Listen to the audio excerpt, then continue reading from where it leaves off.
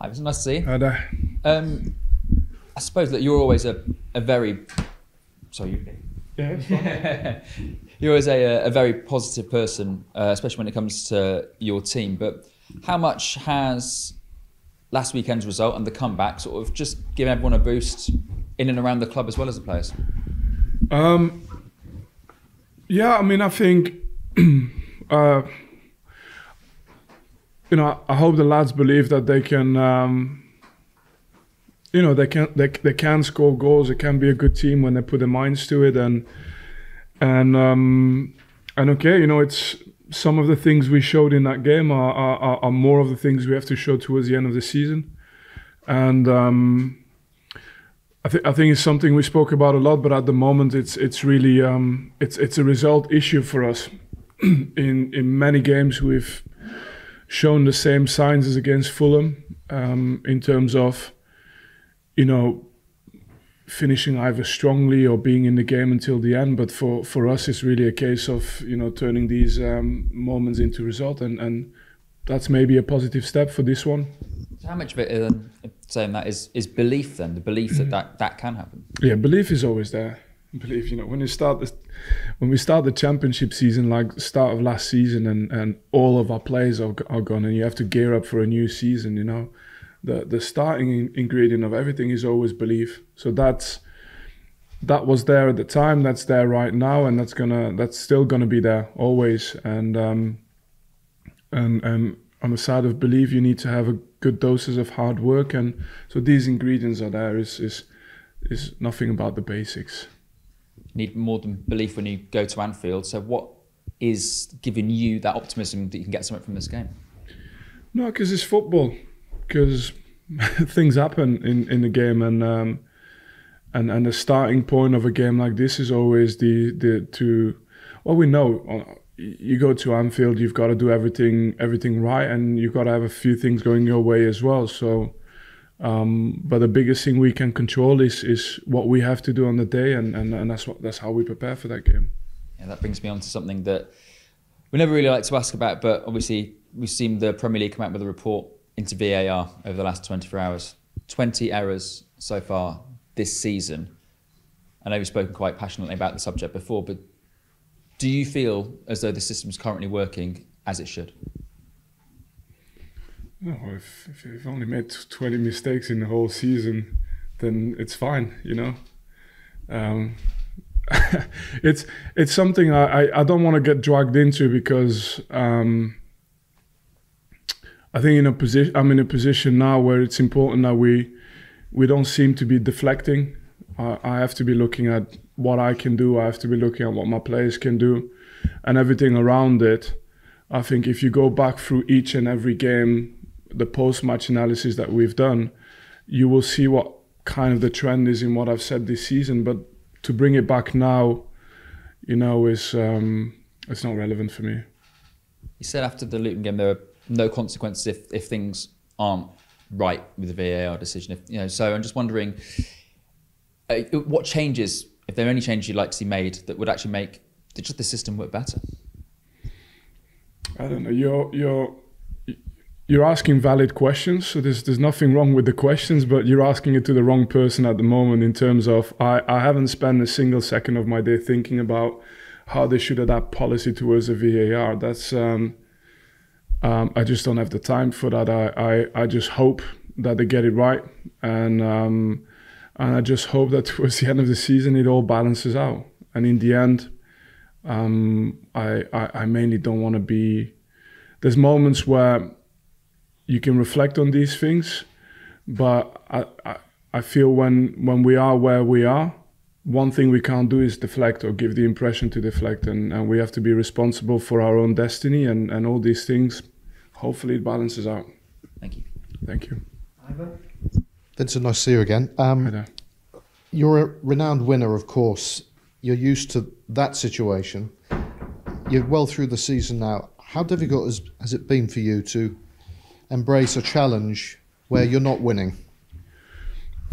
I get to learn about myself as well, and I like what I see of myself in a difficult situation. you'll start. I think every single job or every single new chapter, you start with an idea of how you want to be when you're at your best and how you want to be when you're at your lowest, but to follow the course when all the emotions kick in and all the forces of the outside world is really difficult, really difficult. And from my side, I know I prefer to win, but in a situation like this, I think, you know, I've not lost a single bit of motivation. I've not lost clarity about the situation. I've not lost the sense of responsibility, but as well belief. So that's why I don't want to deflect. I'm not gonna start saying about the things we should have done. We should have had more, or, you know, it's they're against us, these are against us. It's us, and so that side of it, you know, it's not affected me in my happiness of doing the job. But it just focuses you even more, and that's what I'm saying. My days are consumed with how we can get it right, how we can, you know, give that little extra push that tilts us over the top of performances and where we get results. You'll certainly need your focus this weekend. What are your experiences at Anfield, and how can you use them and help maybe your team to embrace the challenge? Now, I've learned as well this year that I'll put it this way. So last year, for example, in the Championship, when we were the bigger team, most away games were really, there was an edge to it, you know. And it was similar when I was a player for Man City and we used to go to Anfield and all these other places. But I have to be honest, when you're not the biggest, when you're not the favourites and you're travelling away, quite often, you know, it's the other team who has to create the tempo. It's the other team who has to create the momentum. So that's a little bit of a difference that you have between when you're traveling to these places as a top team and when you're traveling to these places as, you know, the team that they have to be, if that makes sense. So I guess in a nutshell, what I guess I want to say is that I've learned that not all my experiences as a player are necessarily valid traveling with Burnley as a manager. It's not always the same. And coach to coach, what about the prospect of taking on Jurgen Klopp on his own patch? It's been one of the privileges of this league, facing all these great managers and, you know, seeing as well the quality of the work and the quality of their players as well, but at the same time being able to measure yourself against that. So it'd be something I'm looking forward to again, for sure. Is it somebody you're familiar with personally? Is he somebody that you've had plenty to do with in the past? No, just from playing against his teams for the past, a good chunk of that 20 years he's been a manager for, you know, so it started in Germany already for me because I was in Germany at that time for playing for Hamburg, and who he is as a person has always lived in every team he's coached, and that's something that I've seen for 20 years. Thanks very much. Thank you. Thanks, Ivan. Thanks. Hi, Vinny. Just on Liverpool, what have you made of their season this year? Obviously, a lot of people talk about the Liverpool 2.0 and the way they've changed their playing personnel, but they're coming into this game off the back of a pretty, you might want to say, damaging defeat at Arsenal for them. Yeah, but in terms of, if I compare the Liverpool teams I played against and the Liverpool team I'm seeing now, for me they're there and thereabouts again. You know, it's clear, and it has nothing to do just with results. It has to do with how the team moves. You know, the confidence they have when they are pressing, when they're on the front foot. The players who are still getting somewhat integrated as well. Some of them, you know, how quickly they've assimilated the ideas of the better Liverpool sides we've seen in recent times, and it's normal. It's part of how you turn a squad around. Is, I guess, you evolve. They've evolved as well a little bit, especially in how they treat possession. But the key ingredients are back from what I can tell, you know. Just with your team, Vinny, now the January transfer window is out the way, do you know your best starting 11? When you have 3 new players in, that's always something that has to play out, but we're at a stage of the season where we've got a lot of clarity, of course. Set pieces, obviously, the slight issue this season with the fact you've conceded 10 direct from set pieces. What have you done to kind of change that, if you like? I think it's also a skill. I think we put a lot of time into it. It's not for a lack of ideas or a lack of time on the training ground, but it's also a skill.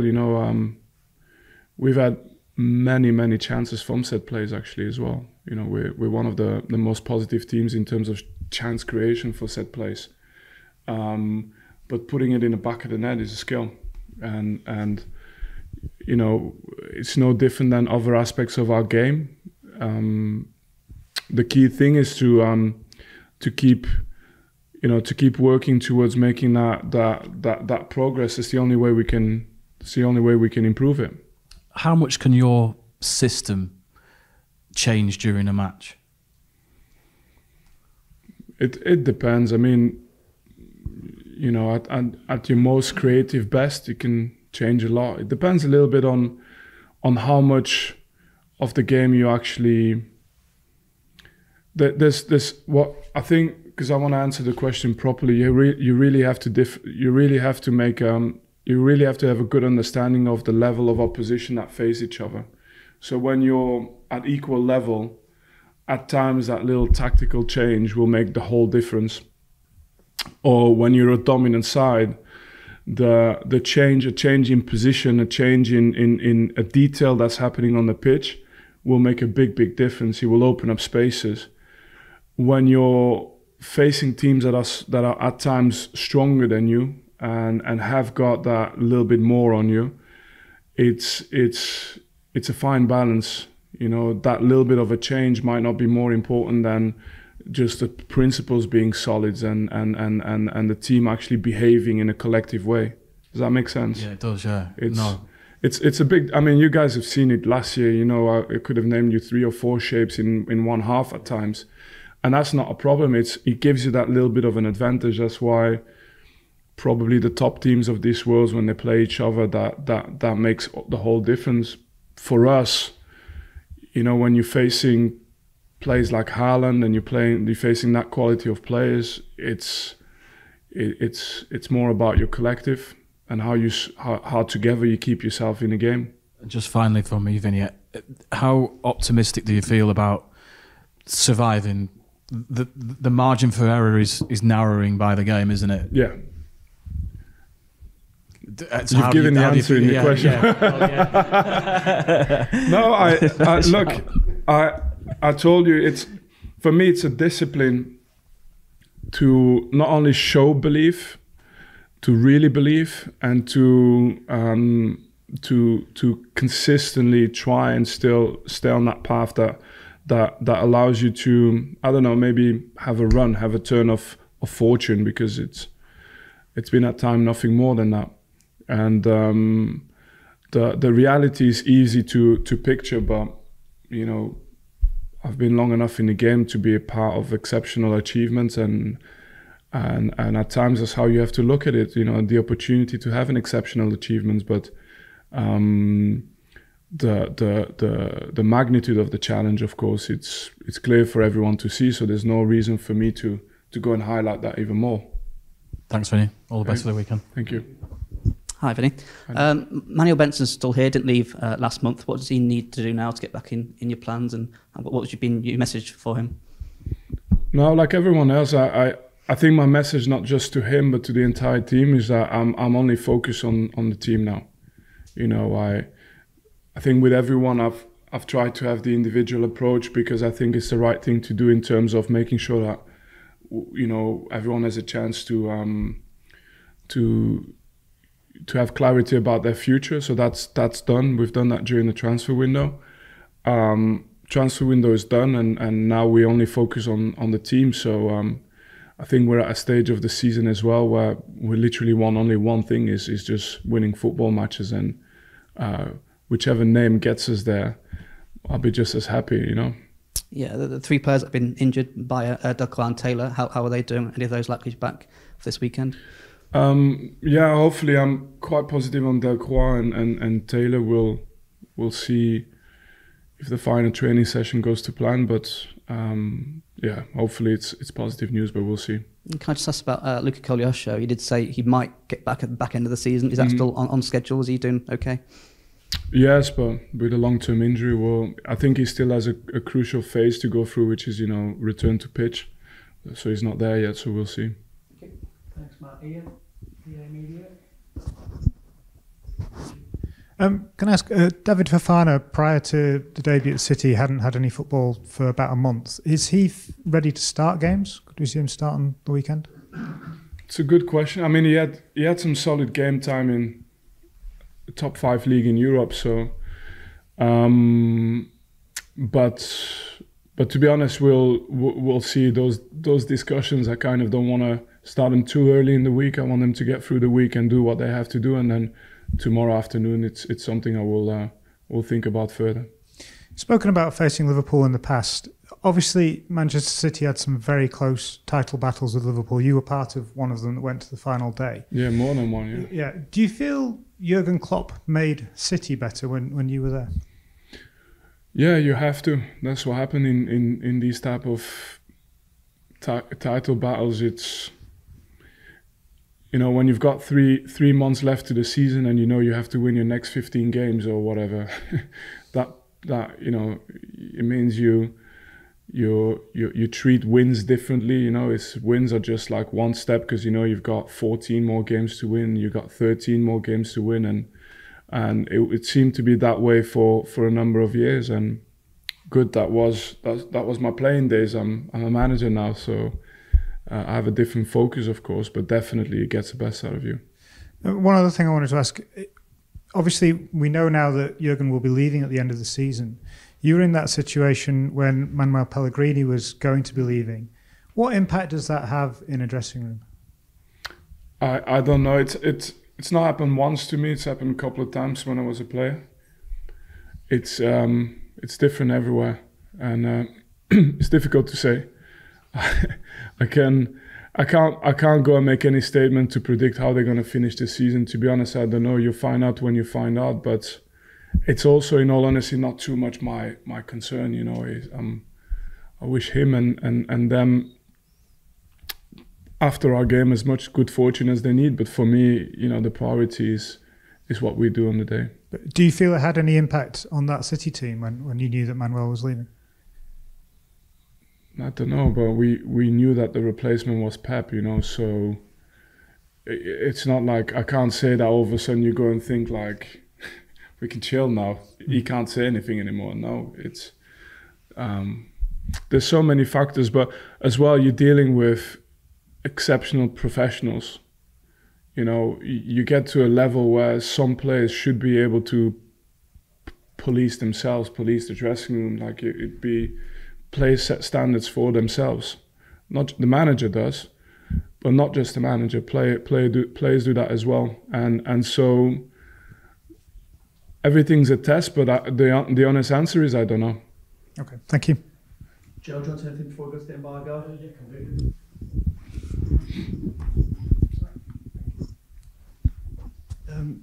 You've mentioned in previous weeks that a loss at the top of the table can be more significant than a loss when you're fighting towards the bottom. Would you say for that reason then that it's maybe beneficial to be playing Liverpool a week after they've just lost? Yeah. Do you know what? Let's frame the thing different. Let's say 2 wins at the top of the table have less impact than 2 wins at the bottom of the table. So we frame it positively. Right. We don't devalue the meaning of a loss. Loss is rubbish. It's not nice, but I don't know. They always say big teams never lose twice in a row. So these guys are there for a reason. But I can't be dragging too much context into it. Like, I'm focused on my team. I know it's a big challenge. They've got a team at home that's always able to perform to the highest level, and I don't want to drag much more into it. It's a game where everything has to be perfect anyway for us.